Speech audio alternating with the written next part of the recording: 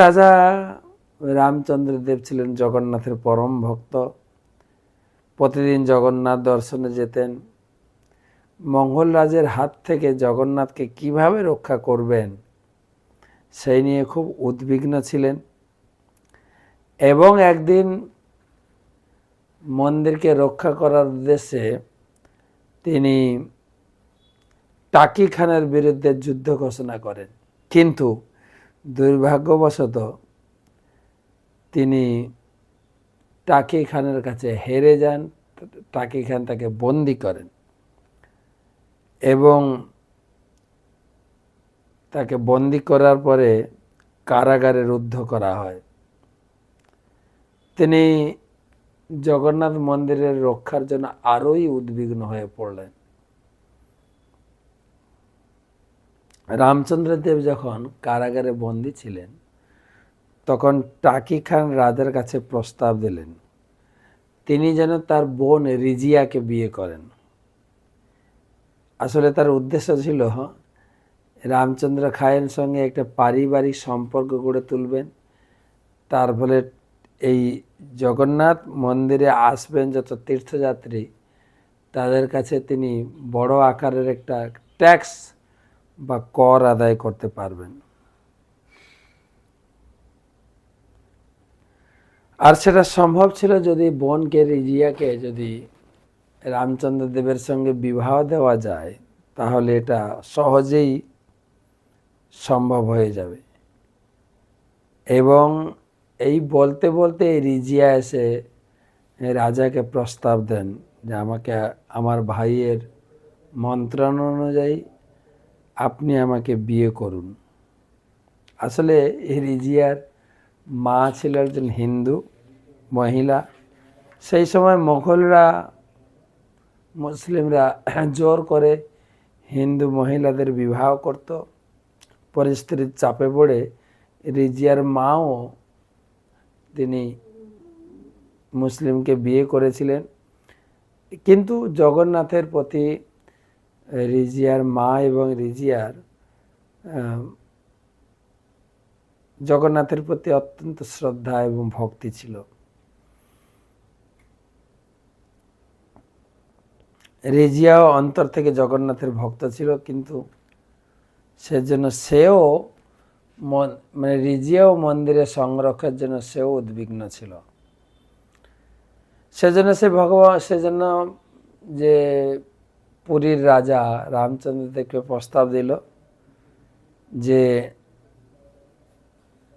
আমি আপনাকে বিয়ে করতে চাই, যেহেতু আমার ভাই চাইছে এবং মুসলিম ধর্মের ধর্মান্তরিত হয়ে তাকে বিবাহ করুক। সেই প্রস্তাবের জন্য রাজা সম্মত হয়। রাজা রামচন্দ্র দেব প্রথমে মেনে নিতে পারছিলেন না। আমি যদি রিজিয়াকে বিয়ে করি তাহলে আমি হিন্দু ধর্ম থেকে আমার পতন হবে এবং আমাকে সবাই পরিত্যাগ করবে। আমি বুঝে উঠতে পারছি না। তা আমি তোমাকে স্পর্শ করলেই আমি পতিত হব। তবে রিজিয়া প্রস্তাব দিলেন, ঠিক আছে, আপনি আমাকে বিয়ে করুন, আমাকে স্পর্শ করতে হবে না, কেবল অন্তরে আমার প্রভু হিসাবে পূজা করব। উদ্দেশ্য হচ্ছে টাকি খানের হাত থেকে জগন্নাথ মন্দিরকে সংরক্ষণ করা, যাতে টাকি খান শত্রুভাবাপন্ন হয়ে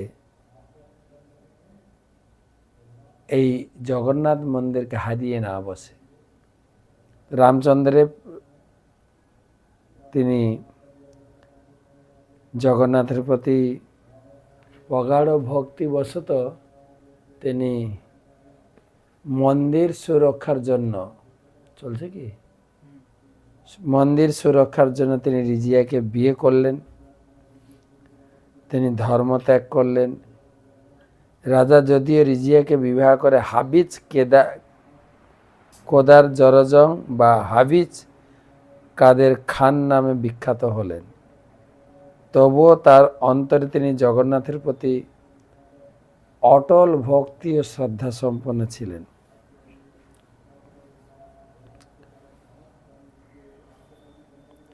তিনি খুর্দাতে ফিরে এলেন এবং রিজিয়াও কটকে থাকলেন।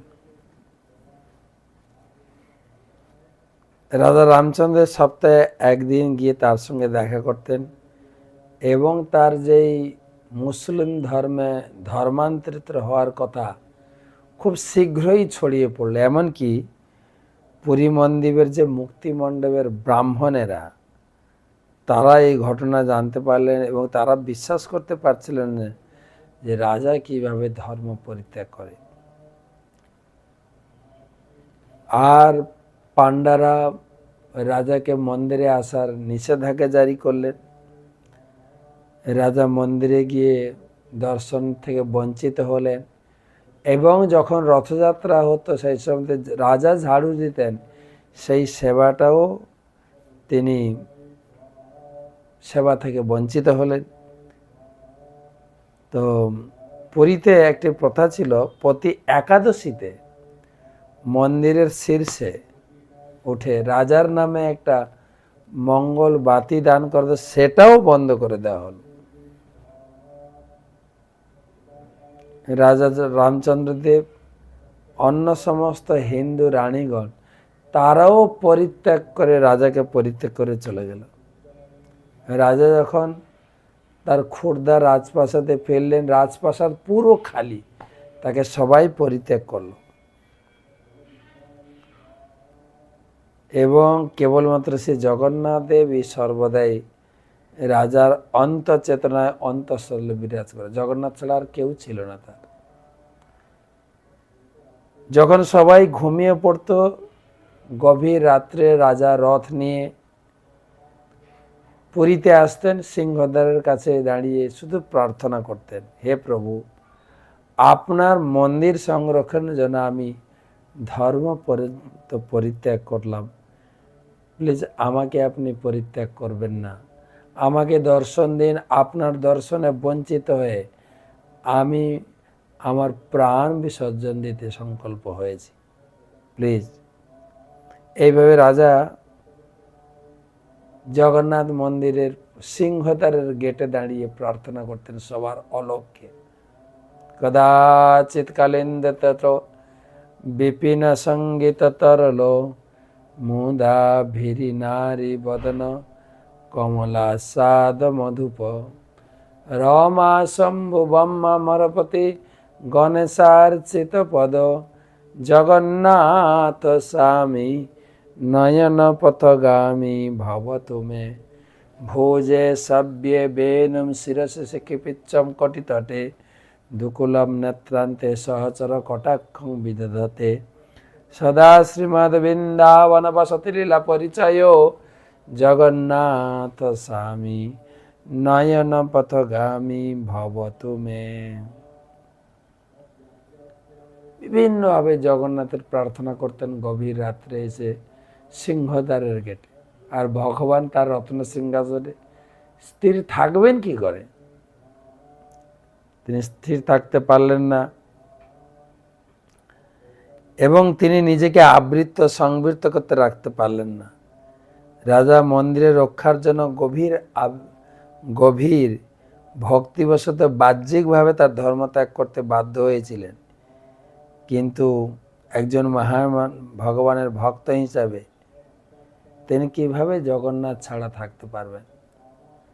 তো জগন্নাথ দেব তার মহান ভক্তকে দর্শন দেওয়ার জন্য তিনি রত্ন সিংহাসন ত্যাগ করে সেই সিংহদ্বারে সামনে বড়দাণ্ডে, যেখানে রাজা প্রভুর দর্শনের প্রতীক্ষায় দাঁড়িয়ে ভগবানের স্তবস্তুতি করছিলেন, সেখানে সে আবির্ভূত হয়ে গেলেন। আর ভগবানকে দর্শন করে রাজা আনন্দে বিহল হয়ে সাষ্টাঙ্গে প্রণিপাত করতে শুরু করলেন। মহাম্বদে স্থিরে কণক রুচিরে নীড় শিখরে বসন প্রসাদান্ত সহজ বলভদ্রেণ বলিনা সুভদ্রা মধ্যস্থ সকল সুর সেবা বসরদ জগন্নাথ স্বামী নয়ন পথগামী ভবতু মে। প্রতিদিন এইভাবে জগন্নাথ তাকে দর্শন দিতেন সিংহদ্বারের গেটে। আর পরের দিন যখন সেবকরা মন্দির পূজা করতে দরজা খুলে ঢুকতেন মন্দিরে, তখন তারা দেখতেন মন্দিরের রত্ন সিংহাসন থেকে একদম সিংহদ্বারের গেট পর্যন্ত রাস্তা সব ফুল টুল ছড়িয়ে আছে। পূজারীরা চিন্তা করে, আর আমরা তো মন্দির বন্ধ করে যাওয়ার সময় সব পরিষ্কার পরিচ্ছন্ন করে যাই, এত ফুল টুল এলো কোত্থেকে? আর শুধু তাই না, যখন মন্দিরের ভিতরে ঢুকলেন, জগন্নাথ দেবের পরিধেয় বসন অলংকার উপকরণ সব অবিনষ্ট ছড়িয়ে ছিটিয়ে পড়ে। ওটা কে করলো? আর প্রতিদিন দেখছেন। এদিকে মঙ্গলারতির সময় হয়ে আসছিল, সুতরাং পাণ্ডবগণ নিজের নিজের সেবায় অস্থির ছিল, কিন্তু কেউ বুঝতে পারছিল না জগন্নাথের মন্দিরে এসব হচ্ছেটা কি। প্রতিদিন পোশাক এলোমেলো এবং রত্ন সিংহাসন থেকে সিংহদ্বার পর্যন্ত সব ফুল টুল ছড়িয়ে থাকে। কেউ বুঝতে পারছে না। এর রহস্য উদ্ঘাটন করার জন্য মেন পূজারী অন্ন জল পরিত্যাগ করে মন্দিরেই শয়ন করে থাকলেন, যাতে প্রভু প্রকাশ করেন এই ঘটনার পিছনে কারণটা কি।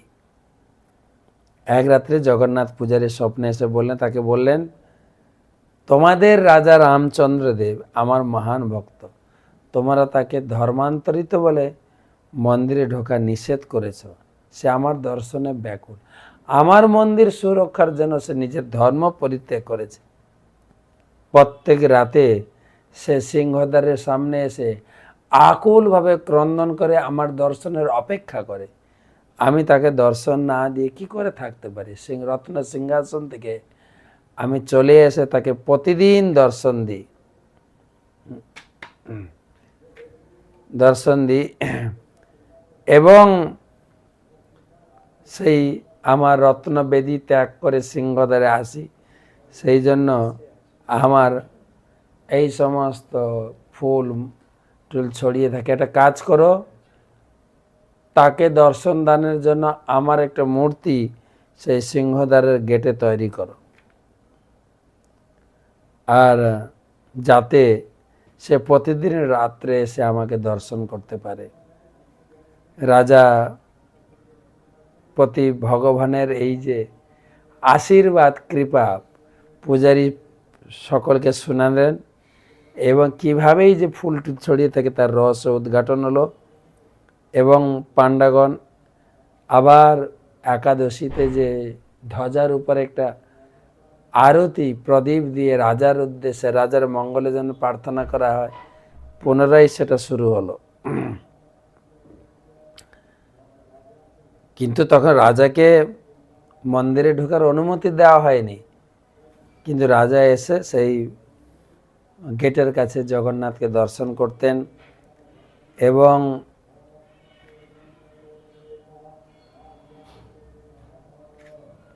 যেহেতু রাজা ধর্ম পরিত্যাগ করে মুসলিম ধর্মে পতিত হয়েছিলেন, আর পতিতকে দর্শন দেওয়ার জন্য এই জগন্নাথের নাম হলো পতিত পাবন।